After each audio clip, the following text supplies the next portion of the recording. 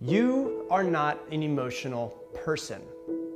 You have identified yourself with a pattern of thinking. Now, let me explain exactly what I'm talking about. A lot of people will watch this video and say, I'm an emotional person. He doesn't know what the hell he's talking about. But let me explain this to you. And this goes back to when you're actually a child. And so when you're born, your mother has a flood of chemicals that runs through her brain. One of them is called oxytocin. Oxytocin is known as the cuddle chemical. And what happens is, this is why it's so much easier for a man to leave a child than for a woman to leave a child, is because when a woman gives birth, there's actually this thing called oxytocin that runs through her brain. It is what makes the woman chemically fall in love with the child before ever even seeing it. So what happens is, as you're growing up as a child, as you're 0, 1, 2 years old, your mom has this oxytocin more than normal running through her brain. So you can mess up a lot as a kid. You can pee on the floor, you can knock stuff over, you can break stuff, and your parents will go and clean it up, no questions asked. But then eventually what happens is this oxytocin starts to run out of the brain and go back to normal levels. And you knock something over on accident, as a little kid does, and your mom snaps for a second. And it might not be a big snap, but it's enough to shock you as a little kid.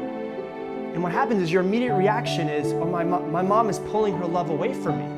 And you start to cry, because that's the only thing that a child cares about, is if they have their parents' love. And if your parent yells at you, your immediate reaction is, oh my gosh, I'm not gonna have my parents' love. And what probably happened, if you're a quote-unquote emotional person, is that you started to cry and your mom snapped out of it. She said, oh my gosh, what am I doing? She went to go pick you up, she picked you up and cuddled you, and you realized in that 1 second, maybe you were 1, 2 years old, maybe 3 years old, that if I cry, I get my mother's love. AKA, if I cry, I get what I want.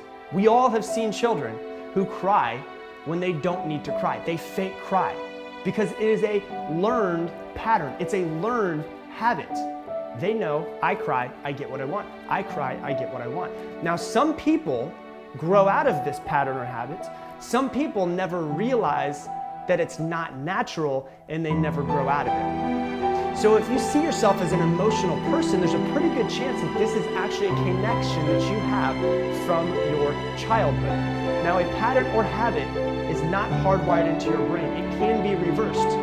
You were able to program it into your brain, and from a child, you're able to reprogram it to something else. So what you do is this. Next time you notice emotions start to come out, right? You identify the pattern or habit you want to break. That might be emotions or being emotional. And what you do is you make a new default that you go to. So next time you feel, you know what sets you off. It's somebody yelling at you, or it's somebody cutting you off, it's somebody doing something, or your life not living up to your expectation. And that's when the emotions start to come. What you do is you notice, you become self-aware, very self-aware. This is what sets me off. And when it starts to go down that path, you have to immediately become self-aware, click yourself out of it, and go to that default, whatever that default is. Maybe if somebody yells at you, or let's say this, let's say somebody puts too much on your plate at work and you start to shut off, you start to become emotional, you start to freak out a little bit. You know that that is your pattern or habit. What do? You have an automatic default that you go to. That automatic default could be listening to your favorite song, right? So as soon as you get all of that stuff put on your plate, you feel all of those emotions start to rush through you, you put in your headphones and you listen to your favorite song and make yourself break out of that pattern or habit. Because a pattern or habit can always be reversed, but you have to catch it in the moment before your brain starts going down that route that it continues to go down every single time. The only way to break a pattern or habit is to break it in the middle of that actual neurotransmitter firing from one place to another. So figure out what the pattern is you're trying to break, and then figure out what your default pattern will be that you're trying to replace it with. So what happens is your brain will actually start to reverse itself. After hundreds and hundreds or thousands of times of this happening, if you start putting on that favorite song, that default, and that default puts you into a good state, you could see somebody put a ton of work on your plate and it will actually not affect you. It might even make you happier, because what you've done is you've reversed the emotions from being